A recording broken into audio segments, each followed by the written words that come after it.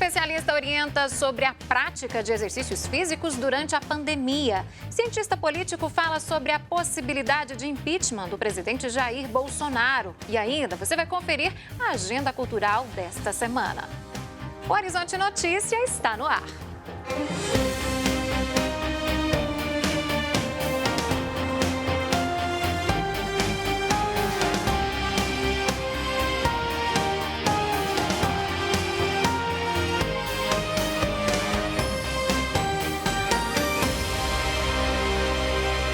Olá! É comum as pessoas questionarem se há um tempo certo, por exemplo, para a prática de atividade física, principalmente aquelas que querem sair do sedentarismo. A repórter Gabriele Assis conversou com uma especialista em radiologia ortopédica e esportiva para tirar essas e outras dúvidas. A Nayara tenta praticar atividade física regularmente, mas acaba desistindo. Recentemente, ela se inscreveu em um grupo que faz exercício funcional ao ar livre. Comecei tem pouco tempo, tem 2 semanas mesmo que eu comecei. E antes, quando eu sempre tive um histórico sim, de atividade física, eu fiz academia, fiz alguns funcionais, fiz algumas outras coisas assim, mas nada que foi muito duradouro, não. Eu sou muito ruim de atividade física, eu largo muito fácil, eu desisto muito fácil. E eu espero que dessa vez eu não deixe pra lá, porque não só pela estética, que apesar, né, de como eu falei, a gente procura primeiro saúde, né? A pandemia mudou a relação das pessoas com a atividade física.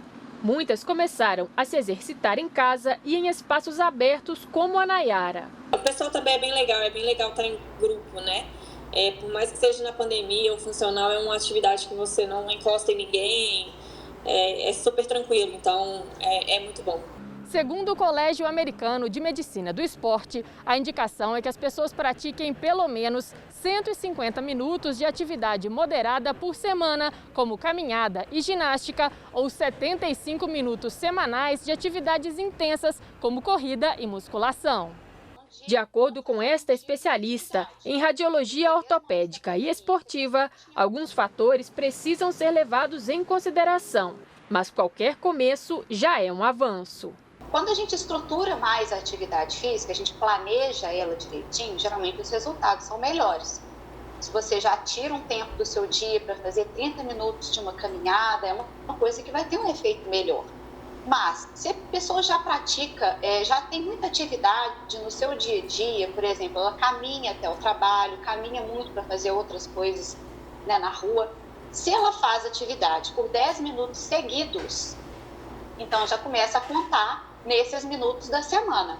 Então não é 5 minutinhos que você vai até ali, anda devagar, ou aquela andadinha levinha que a gente dá no shopping, que para na frente da vitrine, isso não conta não. Mas 10 minutos fazendo qualquer atividade mais intensa, que seja uma faxina, que seja uma caminhada, já começam a contar nessa meta que a gente tem aí de 150 a 300 minutos por semana. Com a pandemia, a Organização Mundial da Saúde reforçou ainda mais a importância da atividade física para a saúde. Não é indicado parar a atividade física de forma alguma, porque inclusive as pessoas que praticam atividade física têm muito menos chances de ter um quadro complicado de Covid. Então, é uma boa maneira de preservar, né, a saúde fazendo exercício, principalmente na época de pandemia. E fazer o exercício em parques, em áreas abertas é muito interessante, principalmente porque, né, nessa situação que a gente está, o lugar é aberto, e também porque é muito mais agradável do que fazer muitas vezes um quarto fechado. Então, se a pessoa tem um lugar que ela possa frequentar, uma praça, né, é muito interessante essa opção, sim, funciona muito bem, está super indicada. Muito importante essa prática de exercício físico, mas com cuidado e consciência, viu? E agora vamos direto ao estúdio da Rádio América AM750 para a nossa conversa de todos os dias com o apresentador Giovanni Rodrigues, ele que traz para a gente sempre as informações, os destaques da programação da Rádio América AM750. Bom dia, Giovanni. Muito bom dia, Síria. Muito bom dia a todos. Vamos começar falando do Tribuna Livre, hoje às 11 da manhã, que traz notícias sobre política local, nacional, cidades e muito mais aí para você. A partir das 11 da manhã, com nosso amigo jornalista Rafael Nobre, já o Tarde Viva de hoje traz uma questão de alerta. Atenção para essa informação, viu? Olha só, nos últimos tempos vem crescendo aí a população brasileira um número considerável de jovens acometidos por infarto, né? Este é um cenário que merece ações preventivas e emergenciais. O programa vai ao ar a partir da 1h com a jornalista Janaína Regiane, você não pode perder, tá bom? Olha só, o Falando de Vida de hoje à tarde traz informações sobre as atividades presenciais do CCBB, que estão aí suspensas em cumprimento ao decreto da Prefeitura de Belo Horizonte, e a programação em digital traz muitas ações. Fique ligado, viu? A ideia é que o público, né, tenha entretenimento aí, conhecimento em casa. Você não pode perder, a partir das 4h30 com a jornalista Lina Freire. Hoje à noite você tem um compromisso com a gente aqui no Estação 750, onde você confere detalhes sobre o fato de que parte do território do Santuário Basílica Nossa Senhora da Piedade tornou reserva particular, né, do patrimônio natural. Olha que notícia boa, gente. Essa é uma importante conquista na preservação aí da Serra da Piedade. Muito bacana, né? Você não pode perder a partir das 10h30 com Genesi de Oliveira.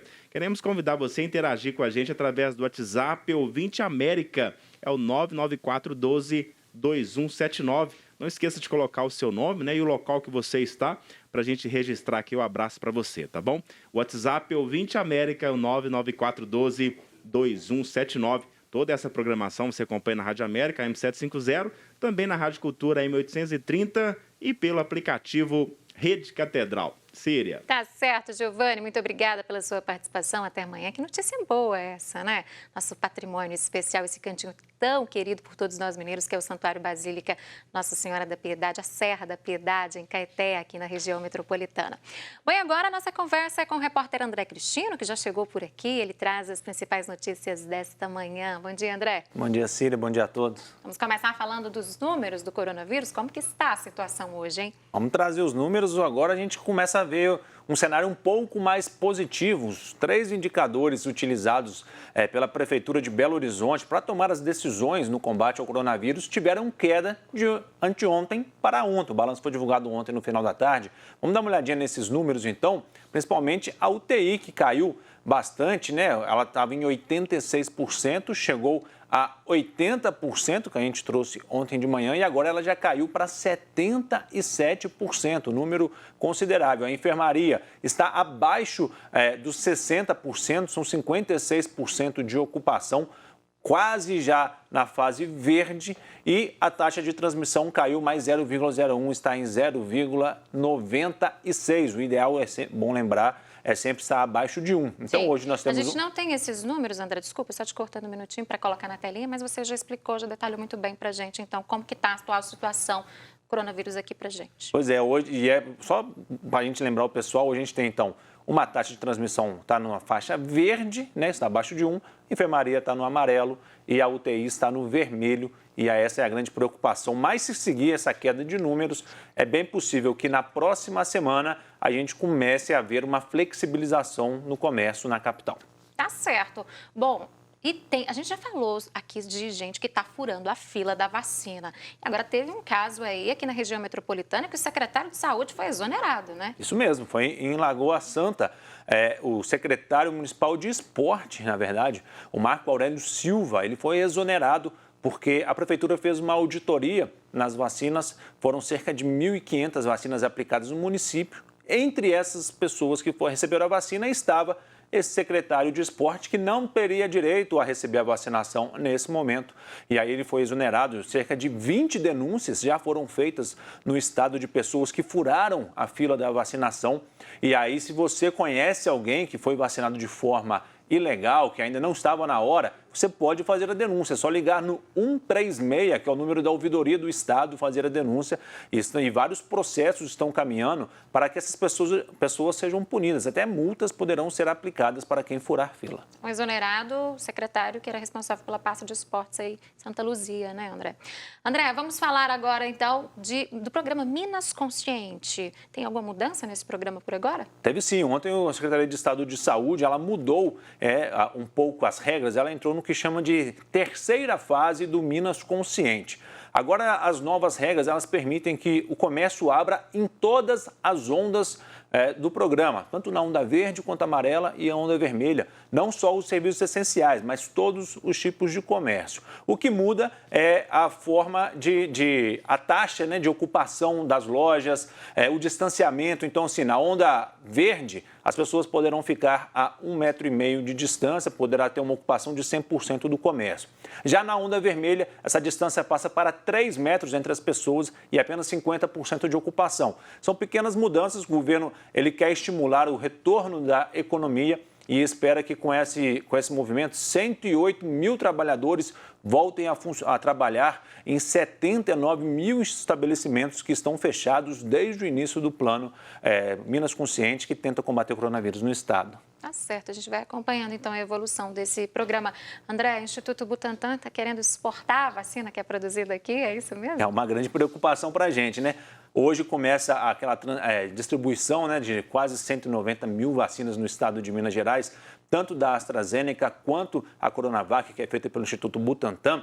E ontem o Instituto Butantan disse que o governo federal ainda não se manifestou sobre a compra de 54 mil doses extras que podem ser produzidas pelo laboratório. Hoje existe um contrato do governo federal para a aquisição de 46 milhões de doses do Instituto Butantan e o Instituto pode produzir mais 54 milhões. E ontem se manifestou dizendo que se o governo brasileiro não manifestar uma intenção de compra dessas 54 milhões de doses extras, ele vai exportar as doses. Outros países estão interessados nessa produção do Butantan. Então, se o Brasil não quiser, precisa muito, mas se o Brasil não quiser, tem quem queira e o Butantan vai exportar. Vai mandar para fora, vai mandar para outros países, sim. André, muito obrigada pela sua participação e daqui a pouquinho você volta, né, para falarmos sobre esporte. Tchau, tchau. Gente, olha só, a probabilidade do processo de impeachment do presidente Jair Bolsonaro seguir em frente é bem pequena. Essa é a avaliação do cientista político Malco Camargo. Olá. Aumentam os rumores sobre um possível impedimento do presidente Bolsonaro. Para aqueles que esperam a saída do presidente através de um julgamento político, na minha opinião, terão que esperar bem mais, talvez sentados. Bolsonaro já deu-se inúmeros motivos para a instauração de um processo de impeachment. Seja por omissão, como no caso do Amazonas, seja por violar o direito à saúde na defesa do tratamento precoce e renúncia à compra de vacinas, seja por malversação do dinheiro público com os gastos com alimentos. Mas nada disso é suficiente devido às condições políticas. Bolsonaro ainda conta com o apoio parlamentar em número suficiente para barrar o avanço de qualquer processo de impeachment nas casas legislativas. É bom lembrar que o impeachment é um processo conduzido por atores políticos, deputados federais e senadores, e estes são sensíveis a 2 fatores. O primeiro são os recursos oriundos de emendas e nomeações, e o segundo, a popularidade do presidente. Esses 2 fatores são inversamente proporcionais. Quanto menor a popularidade, maior o dispêndio de recursos de um presidente para manter-se no poder. Para que essa couraça de proteção se rompa, será necessário que a popularidade continue caindo, até o ponto da aprovação não ser maior do que 20%. Hoje está em 31%. E o presidente, para manter-se no poder, sabe que precisa conter essa queda. E tem tempo para isso. E daqui a pouco nós vamos conferir as dicas da agenda cultural virtual. Voltamos em instantes.